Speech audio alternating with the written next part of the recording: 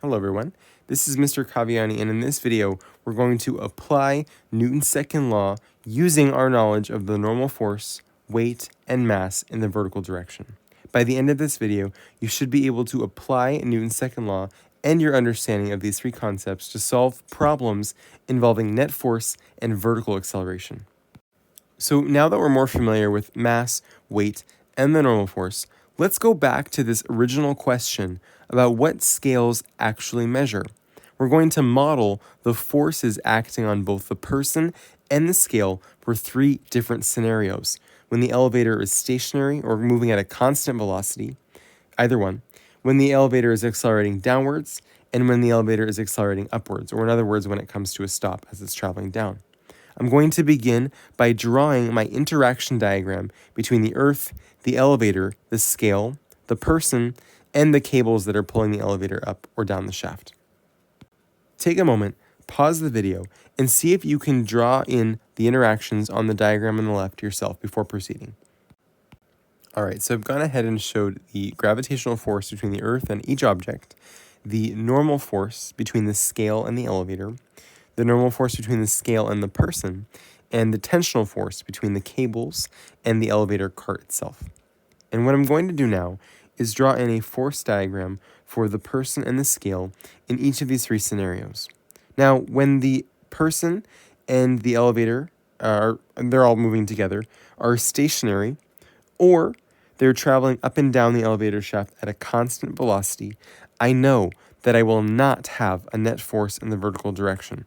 So I'll draw my forces in, paying special attention to make sure the lengths of the arrows pointing up and down are equal, because this will give me zero net force and zero acceleration. For the person, I know that the scale will push upwards on them with a normal force, and the Earth will pull downwards. Then for the scale feels the person pushing downwards, and the Earth is also pushing the scale downwards. So I'll have two arrows pointing downwards, and the elevator will be pushing the scale back up, right? Because that's what the scale is in contact with. All right. Now, can you identify the Newton's third law pair between the person and the scale?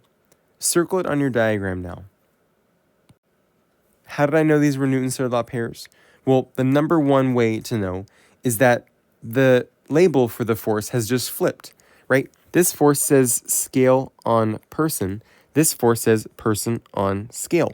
So therefore, I know it's between the same two objects, and the directionality has flipped. So I know that for the person, the scale exerts that force on the person, and then for the scale, the person exerts that on the scale.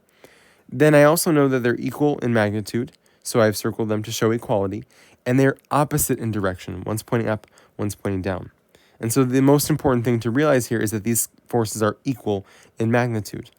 Now, you may not realize, but what a scale actually measures is this force, right?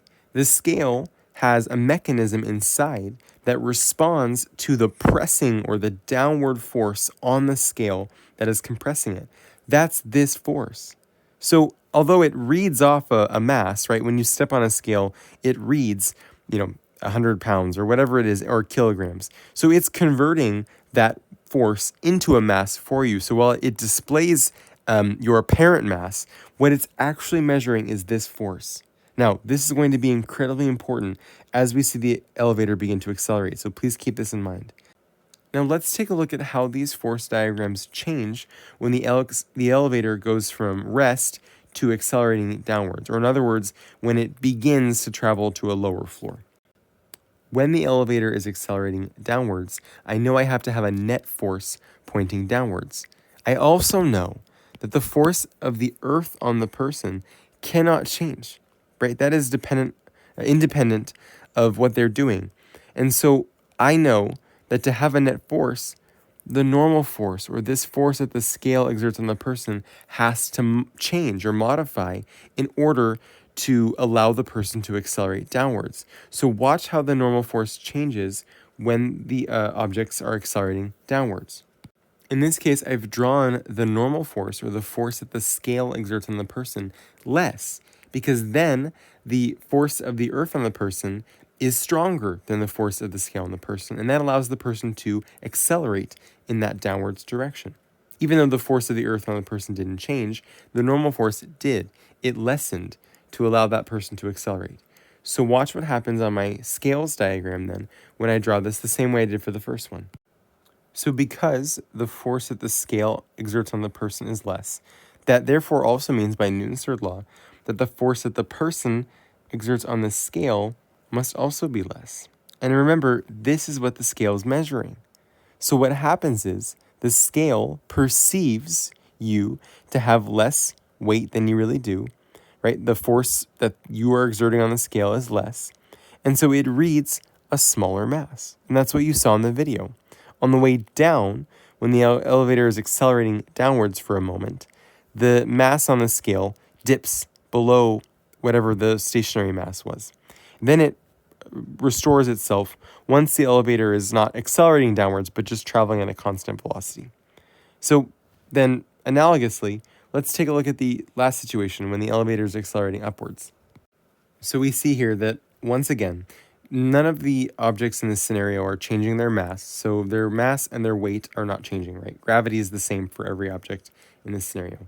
So the only thing that can change to give the person an upwards acceleration as it slows down, right? Because as the elevator comes to a stop on a lower floor, it's going to accelerate upwards because that'll bring it to a stop.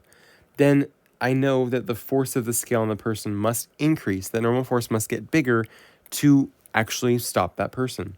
Then, therefore, the same force that the person exerts on the scale, right, the Newton's third law pair, will get bigger. And therefore, the scale will read an apparent mass that is larger, right? It's going to perceive that your weight is actually greater than it is. And it's going to read an artificially high mass value. There you have it. So just with our understanding of the normal force, mass, and weight, we've been able to explain using our force diagrams why the scale might read different mass values depending on the acceleration of the person and the scale in the elevator.